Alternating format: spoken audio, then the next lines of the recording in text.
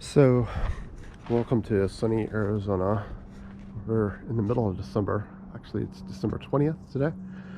And I'm just showing things around a little bit. I did another video about some of the problems I've ran across, and having some experience would allow you to plan ahead a bit more and solve that, just so that you didn't screw things up. Got all my walls up and found that I was 4 inches off in my span distance for the bigger trusses that I have. But I want to do a follow-up video of what I'm doing. So I've decided, because of the heat here, that I wanted to try to look at how to seal the house a little bit differently. I've seen people put the Tyvek sheathing, which is required. They put it up over sheathing, they put it under sheathing, do a variety of different things. I decided to try to create a sealed envelope first, and then I'm going to put up sheathing over it. So this particular sheathing is actually solo board, and what I'm doing is, because this side of the house that I'm picturing right now is south facing, or effectively south facing, a little southwest, but nonetheless, I'm putting the solar board up. I'm not allowed by code to really have it facing out. It would make sense to have the shiny side poking out, but technically speaking, the shiny aspect of that faces both sides. So, not only is it reflecting in for heat, but you get an insulation factor. So the south facing sides of the house are done in that solar board. I'm going to do that. This house, the main part of the house, was built in 1977, and it has really bad efficiency. So we're adding 1,100 square feet here, and my main surfaces that catch all the heat, because there's like really no shade to it until we get some plants up or whatever. I'm trying to do those with solar board. Then I'm also using zip system. So because this one, even though that it is south facing too, there'll be a patio over here, so we'll get automatic shade on this. So I'm not so worried about putting solar board onto here. But the net result is that I have a Tyvek outer envelope in, and you can see I have it. I need to take this window out. I put it in to protect it so that I didn't hit it with something and break it, instead it's sitting around somewhere. So I'll pull that window out, pull the Tyvek through the opening, and then reseal it, kind of like I did here with the door. Put my zip system up there. So what I'm going to end up doing is, like, when I get the zip system, I'll fix this one piece here too, because I nailed it a little bit low. Once I get everything on there evenly, what I'm going to end up doing is using the zip tape up the seams, do the upper edge to tape it to the Tyvek and create a second seal. So, each seal that I could do is going to help with that efficiency, prevent air leakage, things like that. So over here, we've started to do that. I've got the zip up here. I ran into an issue. I had the inspector out and said that this Simpson strong tie here, I had it against the stud instead of outside, and they made me move it. So I put the zip in behind here, over the top of over the zip, through into the stud, added a stud on the inside. You can see this is where I tied in the wall, so I've added a stud to nail to. So there's 2 studs behind here of the main part of the house. See the drywall on the inside here. So this is the old house. All they have is this siding. There's no seal, there's no nothing. I had fiberglass insulation, which is no big deal. I mean, that's what was done.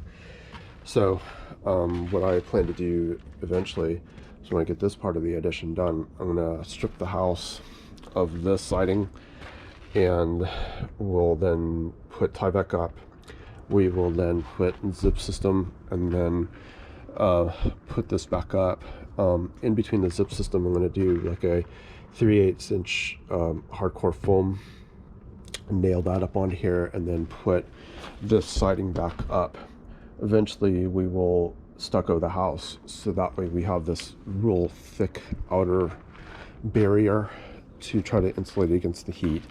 Right now, when it's 100, 110, sometimes even 120, you can feel the heat radiate through. The windows are the biggest issue. So these are dual pane windows with gas charge on the inside of it. They're like a argon or some type of, I forget what the gas is in between. And you can see that there's a little bit of a tint. And it makes a pretty good difference just that way, to try to block some of the radiant heat. But on purpose, what I did with this is that over here at the door and the window, obviously it has a patio that's going to be there, helps shade from the heat and the light. You don't have so much direct sunlight down on it. There's only one south-facing window, which this one goes into the middle of the wall. We'll cut out the sheathing and get the window in here shortly. But we're trying to do as much blockage as possible, so that way we have like a double envelope, I would say. I'm sure some construction or efficiency experts would say something different, but that's the general idea, is to work through and try to create something more, because the existing house, it's 1,100 square feet as well. Our cooling bill, we have a single 2.5 ton ducted air conditioning on the roof, and generally speaking, in the middle of the summer, we're topping out, like when super hot, about $400 a month. And in Arizona, it's possible to get 100 degrees all the way into October, or maybe even November. We've had 100 degrees on Halloween, so you run your air conditioning quite a bit. So usually you can get away with November, December, January pretty easy. February, yeah, you could probably get up into February pretty much. You know, that's 4 months that you don't have to run your air. But it's weird, because all of a sudden you go from running your air conditioning to 3, 5, maybe 2 weeks later, you have to kick it on as a heat pump, run it as a heater. It's a really weird weather around here at times, where it just shifts, and all of a sudden you go from needing air conditioning and running it in your car to running your heater in the morning. You have to take the coolness off, and here we are complaining about 40 degrees, but that 40 degrees for us seems pretty cold.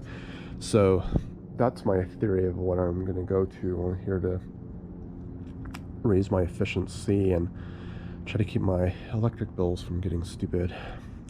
So obviously when you double the size of the house, you don't want to double your electric bills. So that's my goal, is to try to put this together. My air conditioning for back here is going to be a split AC system. I'm going to run 4 heads and a single heat pump, and the heat pump will probably mount right back here or over here where the patio is. One of the 2 places we'll stick the heat pump in that place and run our hoses up through the attic in this point here. We'll have a air handler or your blower in this room, in this bedroom here on the other side of the wall, in that sitting area. The 4th head will go into the garage, because like to do projects and stuff, and there's months and months of the year that the garage is so darn hot you can't even do anything in it. So being able to cool it down a little bit makes a lot of sense. So that is my goal with trying to do this build, is to see if I can do a little something that I can trap my cool air. It's really about trapping cool air, not hot. I don't care about winter. Winter, you run your heater for an hour or 2, and then you build it up in enough heat and trap it that it doesn't take much. So that is where I'm at.